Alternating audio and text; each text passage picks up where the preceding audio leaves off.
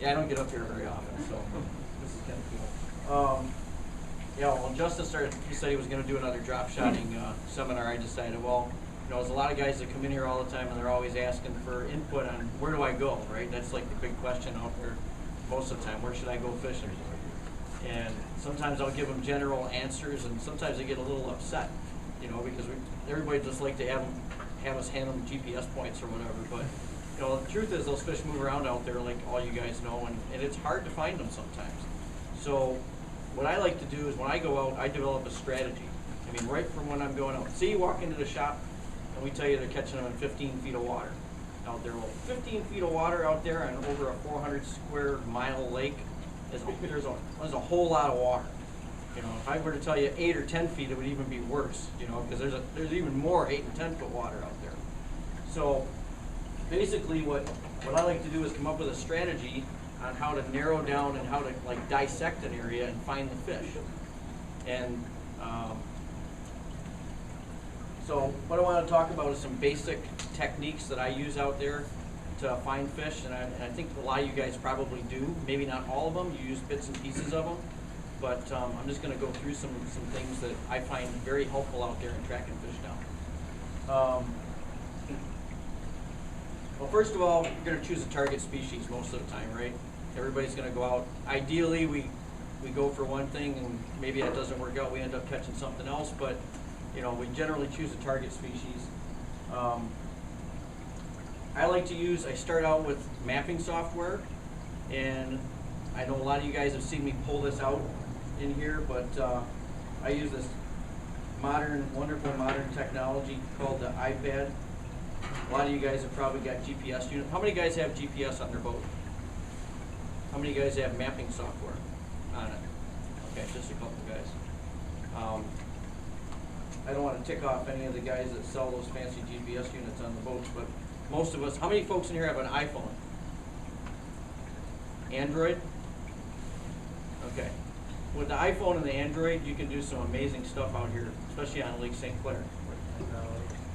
Yeah, I've got, what I've got on here is I've got Navionics software on my iPad, which is the US and Canada high def version, which the beauty of the high def out here is that it goes down to 1 foot contour intervals, which is amazing. If you look at Lake St. Clair on a map that only shows 3 foot contour intervals, so it shows you a graduation line every 3 feet, it almost looks, other than, you know, maybe a couple of, like the Delphine channel and maybe the main channel out there, it looks pretty featureless, right? I mean, there isn't nothing to get excited about. But when you look at Lake St. Clair at the 1 foot level, and I know this isn't going to show up on the video camera, but you see all kinds of crazy structure. I mean, at 1 foot, there's humps, there's inside bends, there's flats, there's bars, there's all kinds of stuff out there to concentrate on. So when I talk about having a game plan, and somebody says they're catching fish off of 9 mile and 15 feet of water, well, when you take this software and you start looking at that 15-foot area, you'll start to notice some things. You'll notice corners, you'll notice little depressions where it's maybe a little deeper, a little bit shallower. And when you combine that with what you can also get on your phone from Google, if you go in Google, you can get satellite imagery, right? Well, the satellite imagery a lot of times will show you weed beds too. So you can combine those things before you go out, and you can actually come up with a game plan, and you can help narrow down where you want to fish. So once you do that, once you narrow down where you want to fish, you got to have a strategy to like tear that area apart, right? So you don't just drive out and throw the anchor out, right? How many guys do that? How many guys will drive into a pack of boats and just drop the anchor down? Come on, we've all done it. We've all done it, right? I've done it. You pull up, there's a big group of boats, and you go, man, they got to be killing them, right? So you figure, I'm going to go right in the middle. I'm going to go right in the middle and throw the anchor out. You do that, and you sit there. The guy over there is catching fish. The guy over there is catching fish. And you're sitting there doing nothing, but you're right in the middle of all of them, right? Well, there's some better ways to do that. And what I like to do, first of all, especially out here on St. Clair since it's so clear, is after I picked an area out that I'm going to fish, I like to use the wind to my advantage out here, out in this clear water, without making a lot of noise.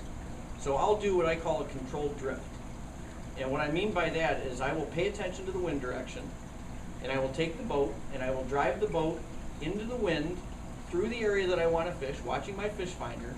I might be looking for weeds, or I might be looking for, you know, hard bottom or whatever, but I'm going to drive through that area, and then I'm going to use that wind to carry me back through. Okay, and then I'm going to watch on my electronics the path. So I'm going to go through that area, I'm going to drift through, I'm going to fish it. If I get fish, I'll come back to that. I'm going to drift through and I'm going to cover that area. But I'm paying attention to my electronics, right? So and I'm going to show different lines. Actually, I'll do it up here on the board.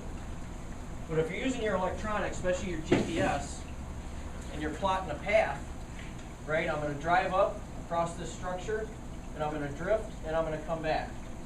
Especially if the wind direction, say the wind direction is blowing this way, right? Can everybody see that? So I'm going to drive into the wind, and I'm going to let the wind blow me back. And I'm going to keep doing that. And I'm going to cover that whole structure. And when I'm done, I'm going to know that I fished that whole darn thing. Okay? So what I was showing up here first, what I had drawn, it kind of looks like an eyeball. Was anybody here for the Tony Boschel seminar back in the wintertime? Tony was talking about this piece of structure right here. If you look on a map and you see that eyeball feature, that's a flat.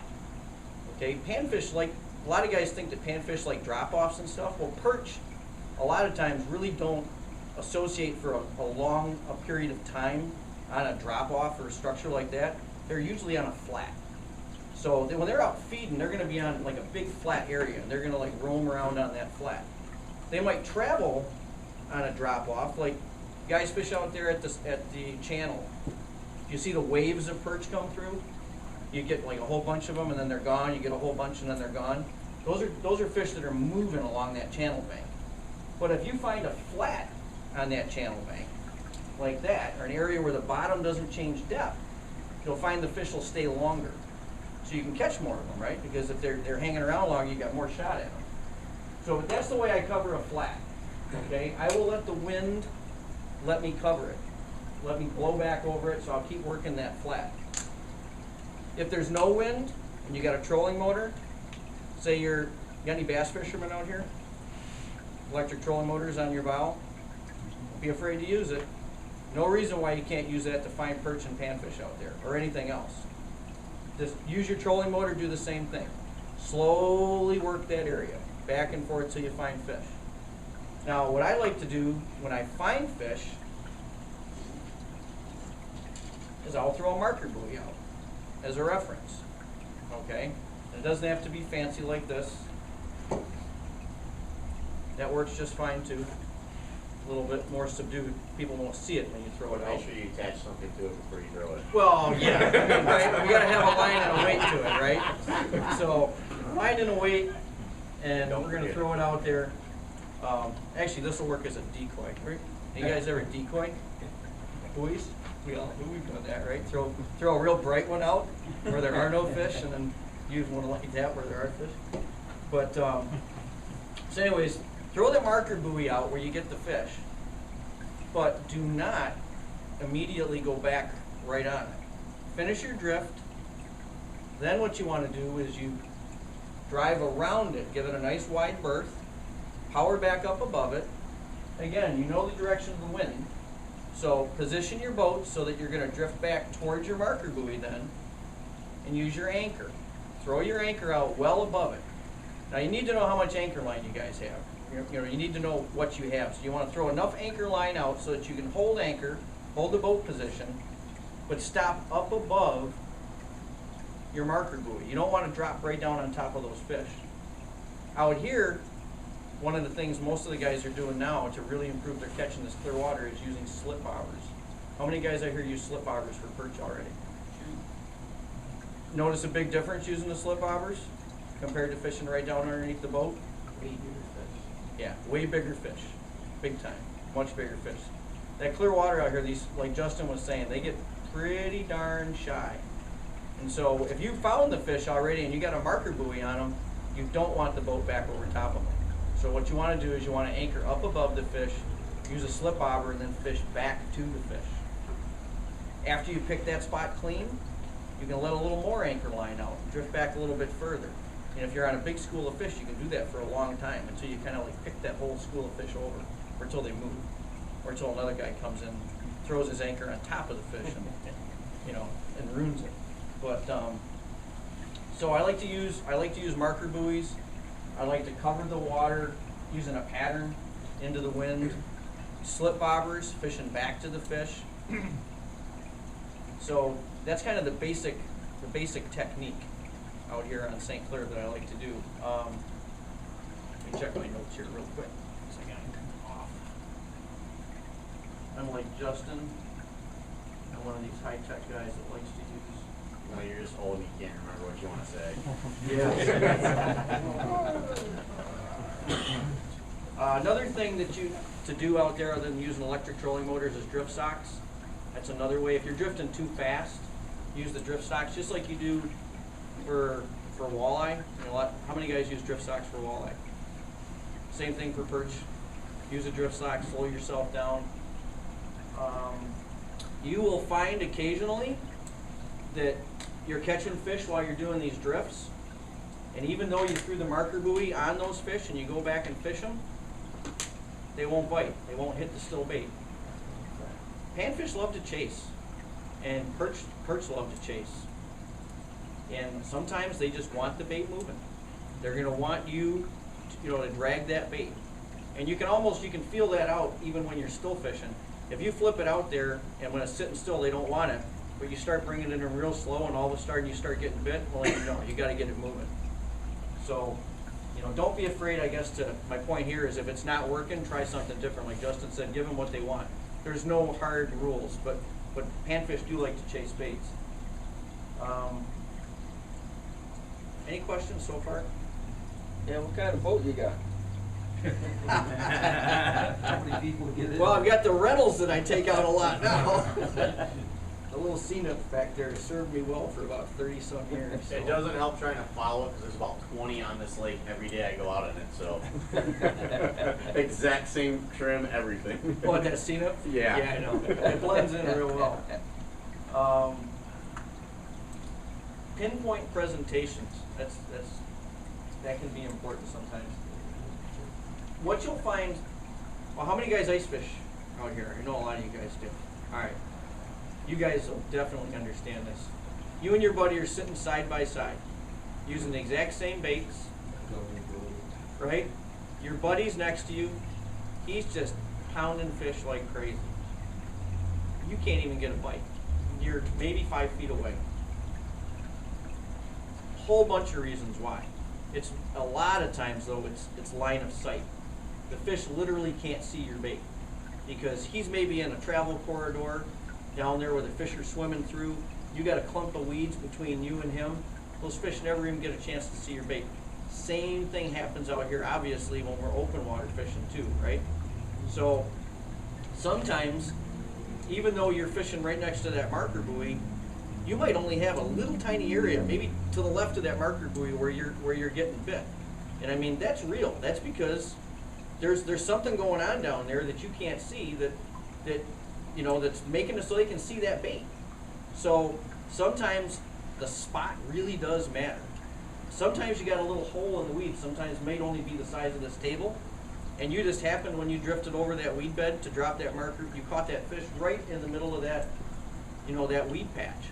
So you'll see stuff like that out there when you're using these markers. When you're just out there anchored blindly, you won't notice that. What you'll end up doing is your boat's kind of waving around, right? But you don't have a point of reference. You have nothing out there except all the water behind the boat. And so you really don't realize that every time that boat passes over that little patch, you caught a fish. But when you got that marker out there and it's sitting in the middle of that spot, you learn really quick that every time you chuck that bobber over there next to that marker, you get bit. So what that does is it eliminates all that wasted time. I spent hours out there with my dad sometimes before I started doing this, where, we would, you'd only catch a fish when the boat swung a certain way, and so then you try to anchor the boat to lock it over that spot or whatever. You know, so, or only one guy's catching fish in the corner of the boat, right? Only one guy's catching all the fish. So, this is kind of the equalizer, because then everybody knows where the fish are. And you can really, you know, you can really eliminate all that wasted time out there. I mean, that's what it's all about. You want as much productive time on that water as you can get. So, in that situation, yeah, it's gonna be somewhere back there behind the boat that you can fish to. Now, if you're out here and the water's turbid, you know, it's fair, you can't see the bottom, you can get over the fish sometimes and get away with it. You know, I've been fishing the lake, I'm 47, pretty hard for 30 years. And, you know, back then the water was dirty. And I could fish in 6 feet of water in front of 11 Mile Road, and we'd catch big jumbo perch, you know, right there next to the boat. But you couldn't see down that far, you know, so, but a lot's changed now. You know, you go into 6 feet of water now, and there might be fish there, but they're not by the time you get the boat there. You know, they're gone. You can't even see a fish. So you can get away with fishing down, you know, with regular perch rigs and stuff. I don't want to get into all the tackle stuff. I know we've done plenty of seminars on that, you know, like the drop shot panfish perch rig and all that for under slip bobbers. But, you know, what I really wanted to key on here was just kind of helping you guys understand the way that you can dissect the water out there. Electronics, I kind of just touched on this, but, you know, how many guys in here have heard me tell them that, you know, ask me where they're catching fish at, and I'll say out by like 26 or 27, and I'll almost always tell the guys, but when you're running out there, watch your electronics for weed beds and stuff. Anybody in here remember me saying that to them? That's kind of goes along with this too. I mean, your fish finder on that boat is like your best friend out there when you're hunting panfish. I mean, that and your eyeballs. But your fish finder is gonna, when you run over that big weed bed, when you get to the edge of it, slow down and chuck that marker buoy out on the edge of it. You can actually mark a whole weed bed out there by running with the boat and dropping markers along it. And, you know, the maps, none of these GPS maps are going to tell you that kind of stuff, okay? So you can kind of do a little mini map of an area really quick with some markers, and then you can kind of, once you get the boat back off of it and you look at it and you go, oh wow, look at that corner over there, or look at that inside bend. You can do the same thing out here with the clear water just using your polarized glasses. Okay, you're driving out there, you hit a weed bed, slow down, come back, take a look at it on a clear day, and you'll start to see patterns on that weed bed. You'll see holes like this, you know, like the size of this table maybe, that's just a big old round sandy flat hole. You'll see corners, you'll see inside bends, you'll see long little strips. That's all structure that you guys can fish. But if you don't position the boat in order to fish those spots, you won't take advantage of them. And you won't take advantage of them sitting right on top of them. You got to get away from them. You got to fish them from a little bit of a distance. So combination of your eyeballs, your electronics, some marker buoys. I mean, this is cheap stuff. You know, so it doesn't cost an arm and a leg to do this stuff. Mapping software, yeah, you know, it's like, I don't think it's $10. You were saying I think it's like 40 for that. Did you pay 10? It's $14.99 for the US Oh, yeah, Canada for now. US. and Is that all it is? Yeah, $14.99? for the iPhone. That's a crazy For rate. Android too. Yeah. So anyways, that's John, you were saying on Google, you Maybe can, on it. you can see weed beds on Google? if you go to Google Earth on your smartphone, Oh, it's gotta be Okay. not on the computer. you can do it on your computer too. But the beauty of it is doing it on your smartphone, because your GPS on your phone will tell you where you are. Yeah. Okay. So you're driving your boat out there, so you got this telling you the bottom depths and everything, but you got your Google Earth telling you your physical position to all those dark patches on that aerial map.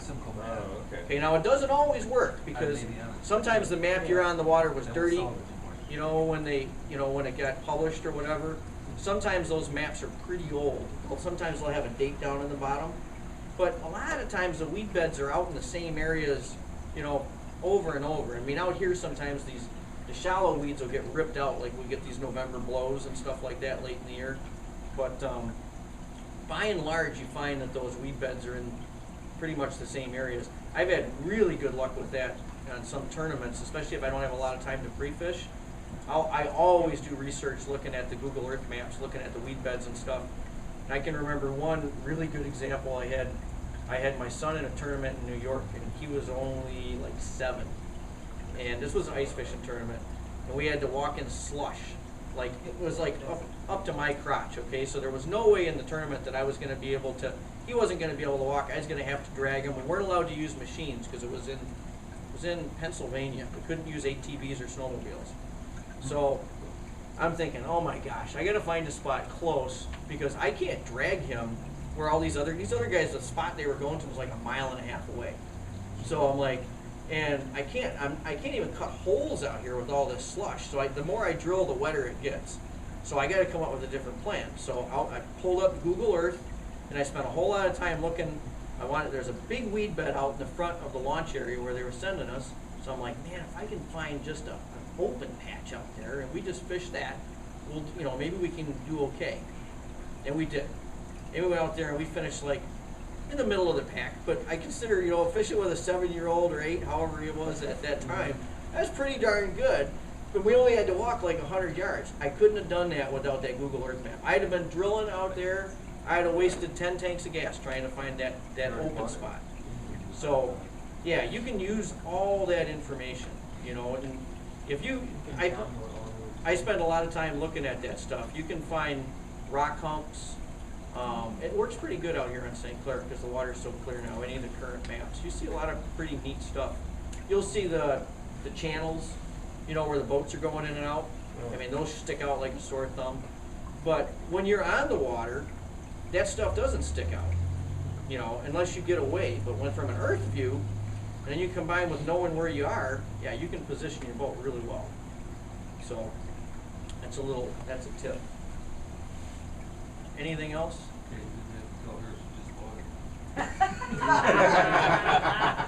And I am not sponsored by Navionics. I really love the software. It's great stuff. Other questions? How do you get Google Earth on your phone? I didn't get it on your phone. Just go to Google Maps. Google Maps is on there, and then choose satellite. Fold it over, go to satellite, and it's all there. Right, if I have Google Earth at home, Yep. I have big computers, the big versions of it. I've done that on Simcoe before too, because They put that map into my learn grants grass either. I don't think they have this one for any of the. It might be on the new update that's coming on because they just had another update come through for the phone app. They had again. a hummingbird. Sure, know So I guess one of the things I'll mention too, as far as, like I said, for perch, I like to fish flats and weed beds. I mean, you'll find fish out here where there's almost no weeds a lot of times. I mean, these fish will run and chase bait fish all over the place. Usually though, your most consistent fishing is when you're gonna have some weeds down there to hold the fish. With all these predators we have with the smallies and the walleyes and all the muskies out there, they need cover. So they're not gonna stay out in those big open flats all day. I mean, they'll hold better in cover. So I really like to concentrate on fishing the weed beds. And if you can pluck them off the edges, that's great. But sometimes you gotta get right up in the weeds on them. What kind of weeds you talking about? The cabbage or the grass? I like coontail when I can find it out there. I mean, I grew up calling it perchweed. That's what we used to call it. I didn't know it was coontail for a long time. We used to call it perchweed. I know most people call it perch grass. That short, crispy stuff out there. Yeah, I mean, you can get them. I mean, that's the stuff that you'll find a lot of that on the flats. I mean, and they'll be down in it. That's what they're running. They're running right down in it. You get into some of the bigger weeds out there, and if you start dropping a camera down there, it's kind of amazing, because what you'll find is that it may be a big old giant mat from up above, but when you get down to a certain point down on the bottom, it's like looking through a forest, a bunch of tree stalks down there, and they're all either down there, or sometimes they're up off the bottom. They're up in the cover of the canopy sometimes. So they're not always hugging the bottom. Any other questions? That's all I got tonight, guys. Thanks for coming. All right.